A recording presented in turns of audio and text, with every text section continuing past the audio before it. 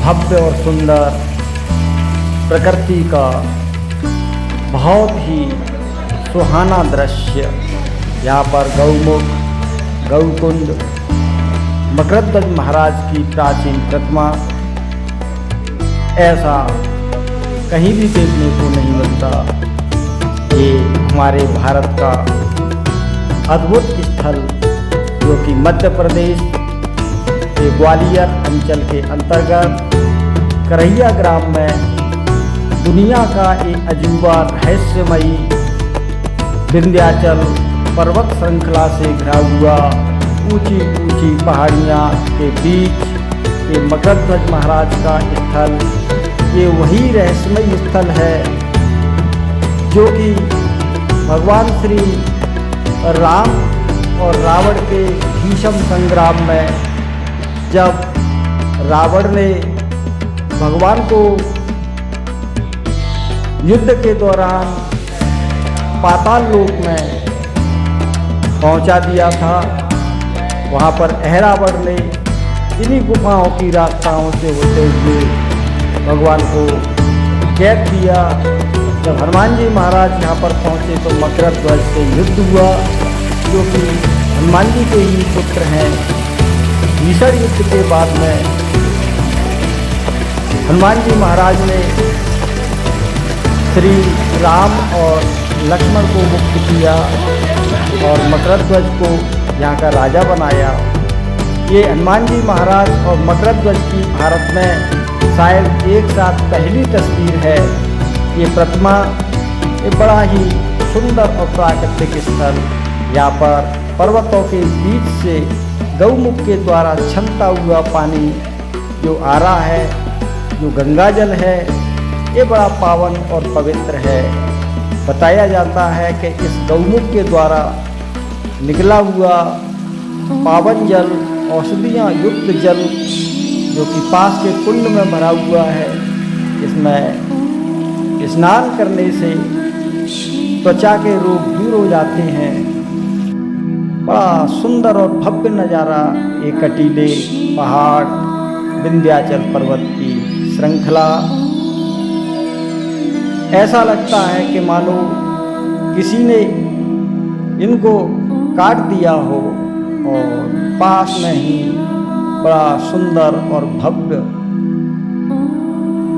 दृश्य। ये प्राचीन गुफा, पाताल लोक की गुफा, यहाँ से हनुमान जी महाराज ने प्रवेश किया था पाताल लोक के लिए और भगवान श्री राम प्रभु को अहिरावण से मुक्त करा करके लाए थे। ये अंदर ये इतनी गहरी गुफा है, इसमें कई सौ लोग बैठ सकते हैं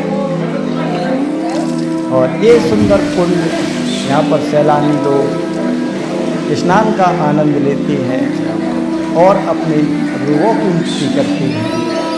और ये भव्य और सुंदर ये दृश्य जो दिखाई दे रहा है, ये पर्वतों का दृश्य है, आसपास घनघोर जंगल और ये कटीले पहाड़, भगवान भोलेनाथ की प्रतिमाएं और ये पेड़ों की जड़ें पत्थरों को चीरते हुए नीचे को आ रही हैं। लटकते हुए पत्थर, लुढ़कते हुए पत्थर, ऐसा भव्य नज़ारा हमें और कहीं देखने को नहीं मिलता। और ये है सतखंडा, ये 7 मंजिल का सतखंडा यहाँ पर बनाया हुआ है। प्राचीन काल से ही यहाँ पर दिखाई देता है। सुंदर नज़ारा गौमुख का, मन भावन। गंगा जी निरंतर युगों युगों से यहाँ पर बहती आ रही है। ये जलधारा कहाँ से निकलती है कोई पता नहीं। ये वही गुफा है जहाँ से हनुमान जी महाराज ने प्रवेश किया था। अंदर तक चली गई ये गुफा, वर्तमान में इसको बंद कर दिया गया है। इसकी गहराई बहुत दूर तक है, इसका कोई पता ही नहीं है कि कितनी गहरी है। और मुख्य विशेषता इस गुफा की है कि भीषण गर्मी में भी यहाँ पर एसी जैसा आनंद मिलता है। पूरी गुफा गर्मियों में ठंडी रहती है और सर्दियों में इस गुफा में बैठने से गर्माहट महसूस होती है। यही प्रकृति की अनोखी धरोहर, ये चमत्कार है। यहाँ पर ऋषि मुनि आनंद लेते हैं। इन गुफाओं में कई वर्षों से तपस्यारत महाराज यहाँ पर विराजमान है। और ये सतखंडा, ये जो सतखंडा बना हुआ है उसका मार्ग अंदर के लिए, इसमें अंधेरा है, चमगादड़ें रहती हैं, तो ये अंदर तक को ये रास्ता चली गई है। यहाँ पर बताया जाता था कि ये कुआं है जो कि बंद कर दिया गया है। बहुत ही अद्भुत इलाके थे, सुंदर दृश्य, और यहाँ पर बंदर और लंगूर आनंद लेते रहते हैं। और ये समुद्र तल से 500 फीट की ऊंचाई पर भितरवार के करहिया में स्थित, यहाँ पर पहुँचने के लिए ग्वालियर से एवी रोड होते हुए वाया चिनौर और डबरा से होते हुए ये करहिया धाम पर आदमी आ सकते हैं। दर्शनीय स्थल है, बहुत ही सुंदर दर्शनीय स्थल, मनभावक शांत स्थल, तपस्वी स्थल। यहाँ पर सहज में ही तपस्या करने को मन हो जाता है। और ये सतखंडा के ऊपर का दृश्य जो कि पहाड़ से भी और ऊंचा दिखाई देता है। ऊपर से देखने पर ये मकरध्वज और गौमुख का दृश्य बड़ा ही सुंदर दिखाई देता है। चारों तरफ हरियाली ही हरियाली, पुष्पों से आच्छादित प्रकृति का अनोखा उपहार ये मकरध्वज महाराज का स्थल। ऊंची ऊंची पहाड़ियाँ, भोले बाबा का एक अति प्राचीन सिद्ध स्थल। यहाँ पर आकर के मनोकामनाएं भक्तों की पूर्ण होती हैं। और ये अखंड भवन संतों की धूली यहाँ पर वर्षों से रमी हुई है। यहाँ पर बैठ करके संत लोग तपस्या करते हैं। बताया जाता है कि यहाँ पर हजारों वर्षों पहले एक संत हुआ करते थे, इन्हीं के द्वारा बनवाया गया है। और इस गुफा के अंदर बहुत ही शांत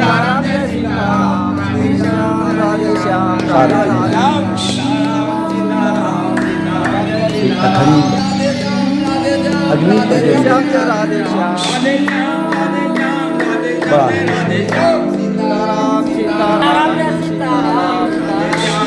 शांत स्थल,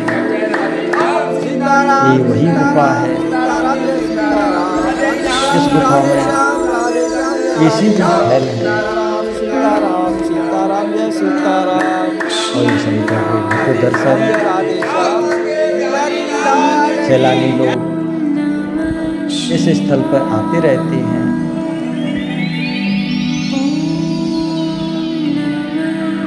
बहुत ही सुंदर और भव्य दर्शन, दूर दराज से ये सैलानी दर्शनों के लिए यहाँ पर आए हुए हैं। और अपने यहाँ पर आकर के अलग अलग अंदाज में आनंद ले रहे हैं। ये सतखंडा का बड़ा सुंदर दृश्य, पहाड़ से भी ऊंचा सतखंडा यहाँ पर दिखाई दे रहा है। ऐसा दृश्य हमें और कहीं दिखाई नहीं देता। जंगलों में लंगूर आनंद ले रही है। बहुत ही सुंदर और भव्य दृश्य, फूलों से आच्छादित स्थल की सुंदरता को बढ़ाते हुए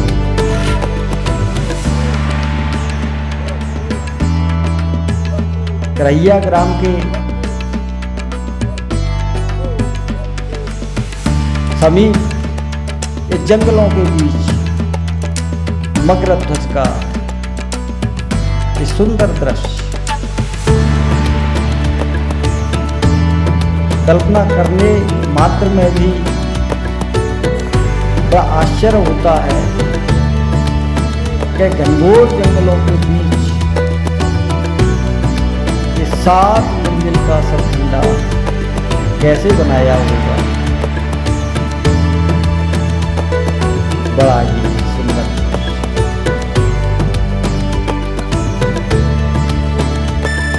रामायण काल में ऐसा कोई स्थल इंगित नहीं किया गया जहाँ से हनुमान जी महाराज ने पाताल लोक के लिए प्रवेश किया है।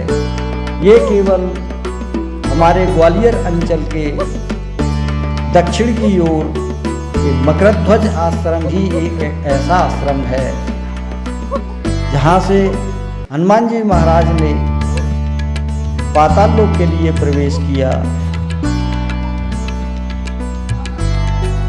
यहाँ पर विराजमान संत महाराज कई वर्षों से यहाँ पर तपस्या में रत हैं, जिनके केस जमीन तक लटक रहे हैं। कई वर्षों की तपस्या का प्रतिफल इनके जटा सुंदर लंबे लंबे जटा की पावन पवित्र जटा महाराज की तपस्या का ही प्रतिफल और बड़े सौभाग्य से हमें महाराज के दिव्य दर्शन किए। महाराज ने कई प्रकार की किंवदंतियां इस स्थान के बारे में बताई, कई प्रकार के आभास इस स्थान पर महाराज को होते हैं। आज भी कई प्रकार की ध्वनियां इस स्थान पर गुंजायमान हैं और ये पावन स्थल घनघोर जंगलों के बीच में ये संत लोग तपस्या करते हैं। धन्य है ऐसे संतों को, धन्य है इनकी तपस्या। जटाओं को कितना समय हो गया महाराज जी? लगभग अपने सनातन धर्म का प्रचार प्रसार करते हुए और भक्तों को अपनी तपस्या के बल पर आशीर्वाद देते हैं ऐसे संत। ये हमारी करैया धाम मकरध्वज की यात्रा आप सब लोगों को कैसी लगी आप अवश्य बताएं। अपना पंचमहल चैनल इस प्रकार के स्थानों के दर्शन आपको कराता रहता है। आप लोग इस चैनल को देखते हैं, आपका हार्दिक धन्यवाद। जय जय श्री राधे, जय श्री